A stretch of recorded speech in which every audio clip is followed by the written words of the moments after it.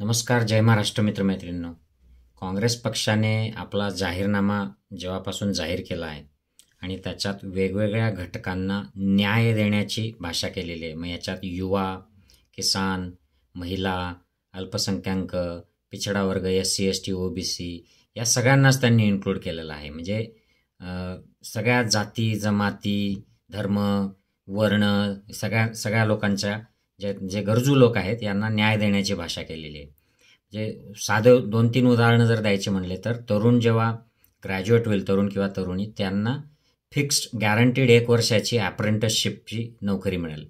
यांना 1 लाख रुपये वर्षाचे मिळतील आणि त्यांना तो एक्सपिरियन्स मिळेल.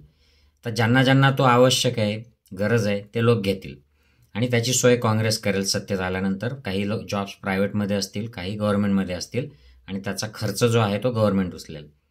दुसरा जो न्याय आहे तो गरीब जे कुटुंब आहेत त्यांच्या कुटुंबातील जी महिला आहे तिच्या खात्यामध्ये दरवर्षी 1 लाख रुपये म्हणजे महिन्याला काहीतरी 8,000, 8,000-8,500 ते जमा करणार. अशी वेगवेगळ्या त्यांनी स्कीम्स जाहीर केलेल्या आहेत. भाजपने प्रश्न उपस्थित केला आहे की एवढा पैसा हा खूप महाग जाईल आणि ही खूप खर्चिक योजना होतील, त्यामुळे याच्याने अर्थव्यवस्था बिघडेल आणि देशासाठी हे चांगलं नाही. तर भाजप गरिबांना जेव्हा काही द्यायला निघतं सरकार तेव्हा त्याला विरोध करते, म्हणतं की यांना बिघडवताय तुम्ही, सगळं फुकटात वाटाल का, मुफ्त की रवडी. आणि भाजप जेव्हा श्रीमंत व्यावसायिक असतात, बिझनेसमॅन असतात, इन्व्हेस्टर्स असतात, यांना जेव्हा कर्जमाफी करते तेव्हा त्यांना ते डेव्हलपमेंट वाटते. तर या संदर्भात लोकायत पुणेच्या टीमने एक छान व्हिडिओ केलेला आहे. तो व्हिडिओ मी तुमच्या माहितीसाठी इथून पुढे जोडतो आहे आणि त्याच्यात या टीमने एक्सप्लेन केलं आहे की या ज्या योजना काँग्रेसच्या जाहीरनाम्यामध्ये त्यांनी जाहीर केलेल्या आहेत याच्यासाठी जो खर्च येणार आहे हा एकंदरीत देशाच्या खर्चाच्या तुलनेमध्ये कसा क्षुल्लक आहे, नगण्य आहे आणि तो अगदी सहज करण्यासारखा आहे. त्यामुळे भाजप दुष्प्रचार करते, खोटं बोलते, हे कसं यातून सिद्ध झालेलं आहे हे तुम्ही या व्हिडिओत बघा. आणि मित्रांनो, शेअर करा म्हणजे लोकांना समजू द्या. म्हणजे हा जो गोदी मीडियामार्फत आणि भाजपच्या व्हॉट्सअप विद्यापीठामार्फत जो अपप्रचार केला जातो त्याला न्यूट्रलाइज करण्याची वेळ आहे. नाही तर या गैरसमजातून लोक चुकीचा मतदानाचा निर्णय घेतील आणि मग अजून परत देशाला गेले 10 वर्ष जे सफर व्हावं लागलं आहे ते तसंच सफर व्हावं लागेल. त्यामुळे शेअर करा आणि चॅनल देखील सबस्क्राईब करा, व्हिडिओ लाईक करा. जय हिंद, जय महाराष्ट्र मित्रमैत्रिणींनो. न्याय योजनांसाठी पैसा येणार कुठून? बेरोजगारीची समस्या सोडवण्यासाठी काँग्रेस पार्टीने आपल्या घोषणापत्रात क्रांतिकारी योजना आणल्या आहेत. आमच्या अंदाजानुसार प्रत्येक वर्षी 25 वर्षाखालील 10 ते 20 लाख तरुण हे डिग्री, डिप्लोमा घेऊन बाहेर पडतात. आम्ही त्यांना सरकारी कंपनीत किंवा खासगी कंपनीत अप्रेंटिसशिप देणार. यासाठी त्यांना वर्षाला 1 लाख रुपये मिळतील. त्या 1 लाखाचा अर्धा हिस्सा सरकारकडून दिला जाईल. समजा 20 लाख तरुणांनी यात भाग घेतला तर सरकारला 10,000 कोटी रुपयांचा खर्च येईल.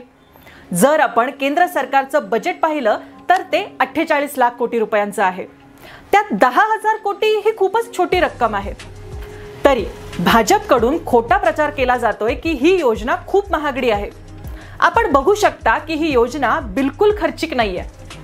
महालक्ष्मी ही एक नवी योजना आहे जी काँग्रेस पार्टीने आपल्या न्यायपत्रात आणली आहे. या योजनेत प्रत्येक गरीब कुटुंबातील एका महिलेला वर्षाला 1 लाख रुपये दिले जातील.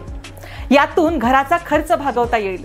शिक्षण, इलाज यासारखे खर्च, वाढलेली महागाई यापासून त्या कुटुंबाला आराम मिळेल. भाजपने आरोप केले आहेत की ही खूप खर्चिक योजना आहे आणि त्यामुळे बजेटवर मोठा ताण येईल. परंतु जर आपण पाहिलं तर भारताच्या बजेटच्या तुलनेत हा खूप छोटा हिस्सा आहे. एक गोष्ट लक्षात घ्या, जेव्हा मोदी सरकारने मोठ्या कंपन्यांचं 16 लाख कोटी रुपयांचं कर्ज माफ केलं तेव्हा सर्वजण काय म्हणतात की हे अर्थव्यवस्थेच्या वाढीसाठी आवश्यक आहे. आता जेव्हा थोडासा हिस्सा गरिबांना देण्याची वेळ आली तर यांनी आवई उठवली आहे की अर्थव्यवस्थेवर मोठा ताण येईल. असा दुटप्पीपणा का? सरकार सर्वात बलाढ्य कंपन्यांचं कर्ज माफ करायला तयार आहे पण गरिबांना पैसे द्यायला तयार नाही. शेतकऱ्यांकडून अनेक वर्षांपासून कायदेशीर हमी भावाची मागणी येत आहे. बहुतेक आपल्या लक्षात नसेल पण 2014 मध्ये भाजपने वचन दिलं होतं की कायदेशीर हमी भाव लागू करू.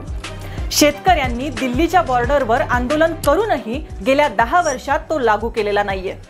आता जेव्हा काँग्रेस पक्षाने घोषणा केली आहे की कायदेशीर हमीभाव देणार, तर मोठ्या प्रमाणावर भाजपने दुष्प्रचार सुरू केलाय, खोटे आकडे सादर केलेत। सरकारने गोदी मीडियाच्या माध्यमातून सांगितलंय की 10 ते 11 लाख कोटी रुपयांचा खर्च येईल।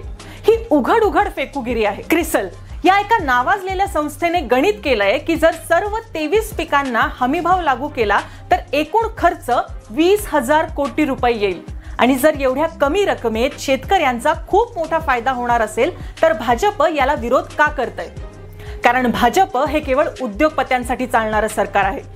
मोदी सरकारने उद्योगपतींना 10 वर्षात 16 लाख कोटी रुपयांची कर्जमाफी दिली आहे। खरं तर या पैशांच्या थोड्याशा हिस्स्यातच सर्व न्याय योजनांचा सर्व खर्च निघून जातो।